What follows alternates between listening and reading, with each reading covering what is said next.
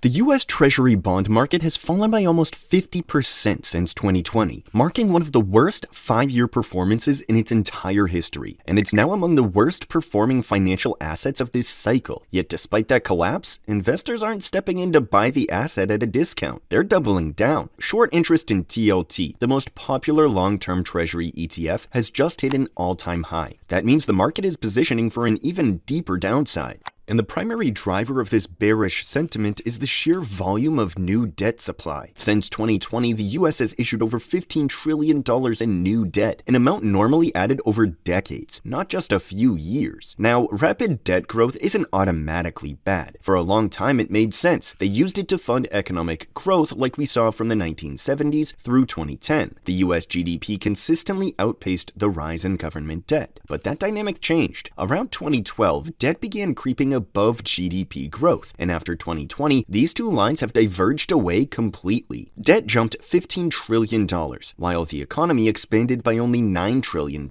So instead of borrowing to fuel growth, the US is accumulating debt faster than its economy can keep up. That's the part that worries bond investors, and the trend still isn't pointing in the right direction. For almost 25 years, the US has run persistent budget deficits, meaning it spent more than it earns. And looking ahead, those deficits are projected to get even larger. That means only one thing: the government has to issue even more debt to fund it. But as the debt load grows and treasury prices fall, investors demand higher yields. And higher yields are painful for the government because they drive up interest costs. This year, the government spends over $1 trillion per year just on interest on its debt, which has grown rapidly since 2020. That's roughly 20% of federal revenue, meaning 1/5 of all tax dollars collected aren't being used for infrastructure, healthcare, defense, or economic growth. They're being used simply to pay interest on past borrowing. It's like a self-reinforcing cycle. Higher deficits lead to more borrowing. More borrowing pushes yields up. Higher yields push interest costs higher, and higher interest costs require even more borrowing. That's what the European Central Bank refers to as the debt doom loop. Now, at this point, you might be thinking, bond prices have already crashed, and yields have already jumped. Surely the market has priced in the risk by now, right? Well, we can measure that by looking at the term premium. This is the extra return investors demand for locking their money into long-term treasuries, like a 10 or 20-year bond, instead of simply rolling over short-term T-bills. A high term premium means that investors think bonds are risky, and so they're asking for a higher yield to own them. But if investors are still pricing in less risk, the term premium stays low. Historically, this premium has hovered somewhere between 1% and 2%, but today it's sitting at just 0.6%. So that means even after this huge sell-off in bonds, the extra return investors are demanding is far below what history would suggest. And if the term premium were to simply move back toward its long-term average, say around 1.5%, that would imply another increase in long-term yields and another leg down for funds like TLT. In other words, this is exactly the scenario bond shorts are betting on. And this type of move wouldn't just hurt the government. If yields continue rising, the impact would spill over to nearly everyone. Treasury yields act as the benchmark for borrowing across the entire economy. So when they rise, borrowing costs rise for everyone. Corporations would face higher financing costs, which typically slows hiring and investment. Households would feel it too. Mortgage rates would climb even further, pushing an already stretched housing market out of reach for millions. All of this would increase the odds of a recession, and when a government reaches this level of fiscal pressure, there are only 3 ways out. The first option is to cut spending. In theory, that would shrink the deficit, slow the growth of debt, and reduce the perceived risk for investors. But the only places big enough to make a difference are Social Security, Medicare, and defense, which are the most sensitive parts of the budget. Cutting them would trigger massive pushback and potential political instability. So realistically, spending cuts are not a path the US is likely to take. The second option is still aiming at reducing the deficit, but by increasing taxes. But higher taxes risk slowing business investment. And it's also the opposite of what the current administration under President Trump has signaled. He has openly pushed for lowering taxes, not increasing them. So this path is also highly unlikely, which leaves us with the final option: quantitative easing, which basically means the Federal Reserve steps in, creates new money, and buys treasuries to push long-term yields down and stabilize the bond market. And history supports this. If you overlay TLT with the Fed's balance sheet, nearly every major rally in long-term treasuries happened during periods of QE in 2008, in 2011, and again in 2020. Each time the Fed expanded its balance sheet, long-term yields fell and TLT surged. And today, the Fed has already signaled the beginning of that pivot. They've announced they'll start buying short-term Treasury bills. If the Fed eventually expands those purchases into long-term Treasuries again, TLT could finally stabilize and potentially even see meaningful upside. Through this path, however, the government could potentially avoid a debt crisis, but at the cost of potential higher long-term inflation and continued erosion of dollar purchasing power as more money enters the system. At Capital.com, we'll continue tracking the bond market and the global forces shaping the economy and financial markets. Hit like and subscribe to stay tuned. Thanks for watching.